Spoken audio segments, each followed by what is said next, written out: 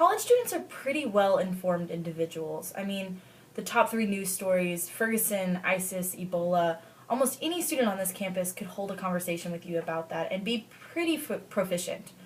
But what about the lawsuit with 85 universities involved in it? What about something that pertains to almost every individual on this campus, and yet no one talks about? 1 in 4 women will be sexually assaulted, countless men throughout their college career. And there's a lawsuit with 85 universities that have incorrectly handled cases, and every single day more universities are being looked into whether or not they should be added to this lawsuit. But there's only 4 Ebola patients. Only 4 versus 1 in 4 out of every person you know. I think I care more about the 1 in 4 than I do about the 4. No offense to them. Well, in today's speech, we're going to talk about the lesser known facts about campus sexual assault and the policy that's designed to respond to it, Title IX. It's a policy that fails. I mean, rape is a felony everywhere except for college. And you'll understand that statement here in just a minute. So why is sexual assault on college campus a big deal? Is it really a big deal? According to the Weisel article in 2012, the emotional effects of rape or sexual assault can include anything from depression to suicide to failing out of classes. As it pertains to a college student, you understand what it's like to have a bad day or to have a breakup or to be sick. Imagine one of the most devastating things in your life happening to you and then trying to survive going to classes and succeeding. And it's months and months long for overcoming this. It can really affect futures. I mean, we don't really have a lot of time to mess around in this transition period of life, and yet these people have just been thrown into this depression and their lives are changed. And their colleges aren't helping them. No one's helping them. But Title IX was designed to help them. It was designed to fix that. According to the Title IX and Dear Colleague letter, Title IX was a policy designed to prevent bias or discrimination based on gender or sex. It was originally designed as athletics. Most people actually know from it about athletics, but now it's just turning into this huge thing that has to do with sexual assault. It's this huge lawsuit. It's this huge thing that is demanding that universities pay attention to what's going on and that they take these allegations and these attacks seriously. At least that's the attempt that they're making. But what it turns out to be is Title IX just takes away some of your federal funding if your university mishandles something. So it's kind of the whole money thing. It's a really good intent, but it's a horrible execution. Survivors have to re-victimize themselves by recounting over and over what happened to them. Most people who are sexually assaulted never want to say anything about it. It's an extremely stigmatized and shameful experience. And yet, this process, the only way that it works is if they recount it over and over again to all of these different officials and make everything understood and outlined, and it's a really in-depth process, and they just have to shove themselves through it. Usually, most survivors don't set out for punishment. This isn't something where they are, down with that man, he's evil. Most survivors report so that they can be protected and that they can protect others. But that's not really how they're portrayed. A lot of times, there's a lot of slut-shaming, which is a term that means,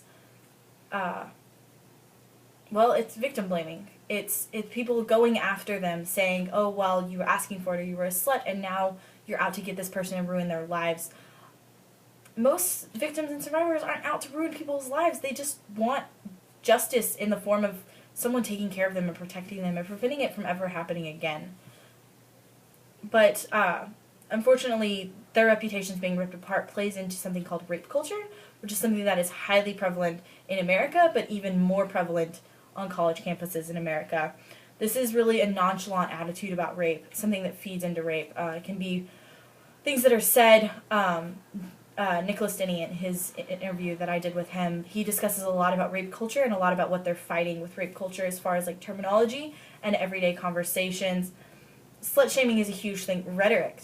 Anyone ever heard the term sorostitute? Or, oh, that guy's a stud, but oh, that girl's a slut, and they've slept with the same number of people. Those are all things that pertain to rape culture. Another huge thing is alcohol in almost every sexual encounter. It's not bad to drink and then have sex, but consent is defined as being 100% sober, yes, agreement. And that doesn't happen here. It doesn't happen on college campuses. It's something that is so thrown away that when you just look right into it and you add in the lack of defined relationship boundaries, you end up with a lot more sexual assault and rape and date rape type situations that most people just deem as, oh, that's a normal Thursday night. That's something completely normal. There's so many situations that when you read these qualifications, you can look back in your life and go, wait, that's an everyday thing here. And it feeds into this culture that just stretches everything out. So Title IX is supposed to take away money and punish the university for not responding to these allegations, not protecting victims. But really, what does that mean, like not protecting victims? According to Title IX, a university can be punished if they take absolutely no action. So it doesn't matter if the action they take sucks. It doesn't matter if they do something that doesn't really protect the victim and doesn't really protect the accused. It just kind of is in the middle. It doesn't judge the quality of the punishment or lack of punishment at all. All they care about is whether or not the university acted in indifference. And that is not enough. It's not enough.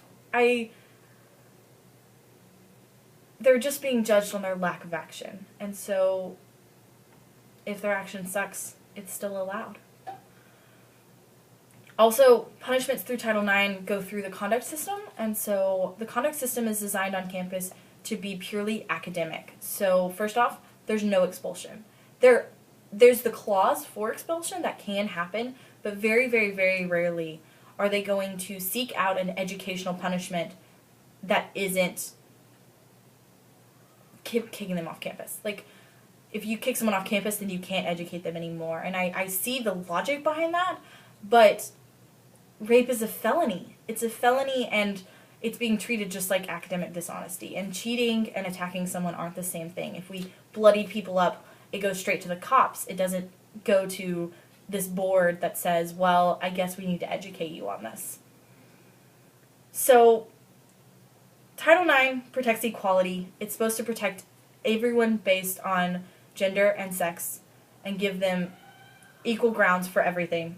However, it's not appropriate for dealing with sexual assault and rape on campus. It was designed to deal with sexual harassment and sexual assault, but it's just not working. And that's evidenced by the 85 universities. 85 is a huge number. And it's a lawsuit going after these universities for blatantly doing nothing. That's the qualification in the lawsuit, is they have to have done something so horrible.